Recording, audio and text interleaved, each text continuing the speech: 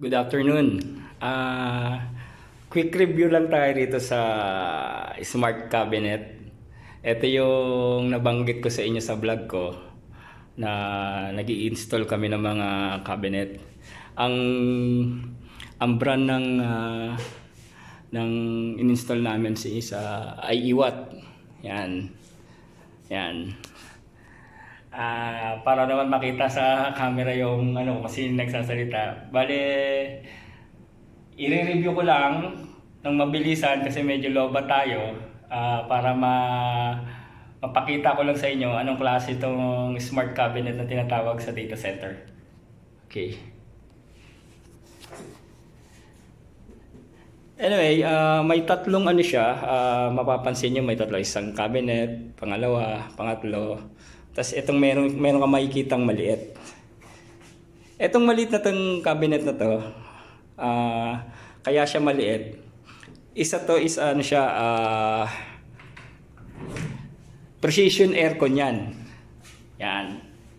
Aircon yan. Pansin nyo, may fan. Tapos merong LCD monitor o LED monitor. Yan.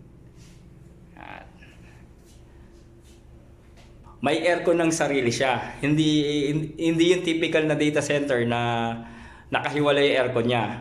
Siya, may aircon na siya. Ang binibigyan niya lang ng lamig is yung mga data cabinet. Yan. Pasin nyo. Sarado natin. And then ito, isa ring data cabinet yan. Mapansin nyo, meron siyang keypad. And then meron siyang binabadge yung yung card. Pansin niyo sa loob. Ito medyo magulo pa to kasi hindi pa ito napa-power up, nagkakable pa lang.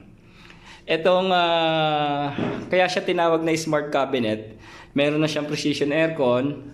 Tapos mapapansin niyo may mga smoke detector sa loob. Tataka kayo ba't may smoke detector sa loob? Meron na siyang fire suppression na nasa loob na rin. Naka-integrate na rin sa loob yung fire suppression niya. Yan. And then ito may sensor din, malalaman pagbukas ang data cabinet niya. Yan. Halos typical naman yung yung itsura niya kada cabinet niya, meron ding keypad, tapos yung binabadge yung card reader. Ito may kinabit na rito na isa na isang ODF. Yan. Papansin niyo meron ding merong smoke detector sa loob. Ito kasi hindi pa namin ito napa-power up kaya ganyan pa yung mga kable. Etong isa naman, mapapansin nyo itong isang area na to, nandito yung yung UPS niya. Same din, meron ding keypad and then meron ding monitor. Ito yung UPS niya. Yan, na yung UPS niya. Yan. At the same time, may kikita nyo rito itong pula na to. Ito yung nandito yung fire suppression niya. Ibig sabihin, magkaroon ng problema sa loob, may masunog na server, ibubuga niya yung yung agent niya o yung chemical niya para matay yung sunog or yung apoy sa loob. Yan. May manual na siya. Yan. Quick review lang to para makita niyo lang kung anong itsura ng smart cabinet. Kasi maraming nagko-comment sa akin ano daw yung smart cabinet. Yan. Yan lang yung smart cabinet. Ikutan natin. Pansin nyo, Bubuksan dito sa likod. Ah. Yung filter, yung compressor na sa loob, yan. Diyan din. May access din sa likod. Ayan.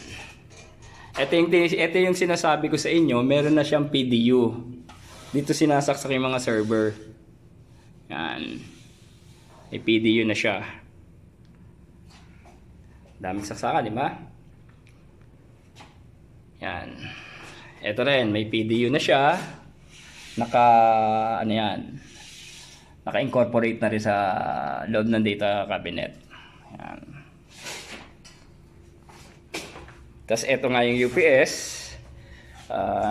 Nandyan lahat nakatusok yung nakatusok yung kada cabinet natin yung sa power. Para kung mag-brownout man, saluhin lang ng natin ng